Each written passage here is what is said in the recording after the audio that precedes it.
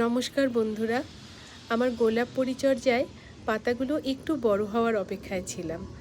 5 ফোঁটা 1 লিটার জল, মানে এটা 3 লিটারের স্প্রে পট, দিলাম 15 ফোঁটা এবং সাথে একটু ডিলাইট, এটা একটু আঠা জাতীয় একটা বিষয়। সেখানে ভাতের মারও পাতলা করে একটু দিতে পারি, একদমই হালকা। কিছুক্ষণ ভিজিয়ে রাখার পর তারপরে ওপরের গাছ, নিচের গাছ সব জায়গায় ভালো করে স্প্রে করে দিলাম। এরপরে দিলাম এপসন সল্ট, যেটা গাছের গোড়ায় দেব। তা হলো 1 লিটার জলে 1 গ্রাম, মানে 1 লিটার জলে আমি এখানে 5 গ্রাম